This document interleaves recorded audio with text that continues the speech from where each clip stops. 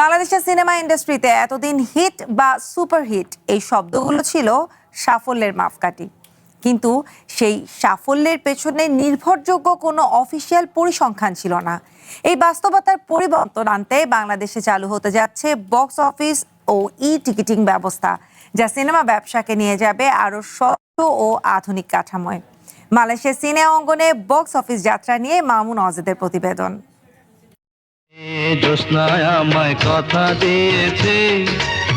1989 সালে মুক্তি পায় বাংলাদেশের কালজয়ী সিনেমা বেদের মেয়ে জ্যোৎস্না। তৎকালীন প্রায় 20 কোটি টাকা আয় করেছিল এই সুপারহিট সিনেমাটি। প্রায় 3 দশকের বেশি সময় ধরে এই রেকর্ড অক্ষুণ্ণ ছিল।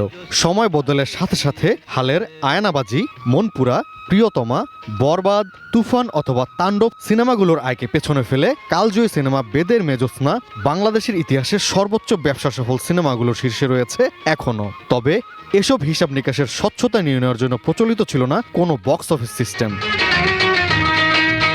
দেশের অধিকাংশ সিনেমা হলে এখনও ম্যানুয়াল টিকিটিং পদ্ধতি চালু। ফলে একটি সিনেমা কত টিকিট বিক্রি হলো, মোট কত আয়, সেটা নির্ভর করে সংশ্লিষ্টদের নিজস্ব হিসাবের ওপর। এই অস্বচ্ছতার কারণে বছরের পর বছর দেশীয় সিনেমার প্রকৃত আয় নিয়ে তৈরি হয়েছে অনিশ্চয়তা ও বিতর্ক। এই পরিস্থিতি বদলাতে দেশে এবার চালু করা হচ্ছে টিকিটিং ও কেন্দ্রীয় বক্স অফিস ব্যবস্থা। এর মাধ্যমে প্রতিটি টিকিট বিক্রির তথ্য ডিজিটালি সংরক্ষণ করা হবে এবং কেন্দ্রীয়ভাবে দেখা যাবে কোন সিনেমা কত আয় করছে, কতটি টিকিট বিক্রি হচ্ছে। আমেরিকা, ভারত, যুক্তরাজ্য সহ বিশ্বের অনেক দেশেই দীর্ঘদিন ধরে বক্স অফিস একটি প্রতিষ্ঠিত ব্যবস্থা।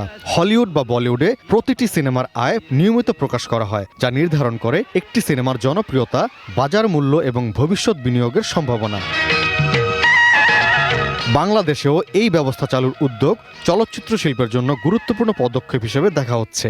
দীর্ঘদিনের অস্বচ্ছতা পেছনে ফেলে ডেটা ভিত্তিক একটি আধুনিক ইন্ডাস্ট্রির দিকে এগিয়ে যাওয়ার এক নতুন সম্ভাবনা হবে বক্স অফিস ও টিকিটিং। এই দুই ব্যবস্থার সফল বাস্তবায়নই নির্ধারণ করবে বাংলাদেশের চলচ্চিত্র শিল্প কত দ্রুত স্বচ্ছতা ও আন্তর্জাতিক মানের পথে এগোতে পারে। Mamun Wajid, one entertainment.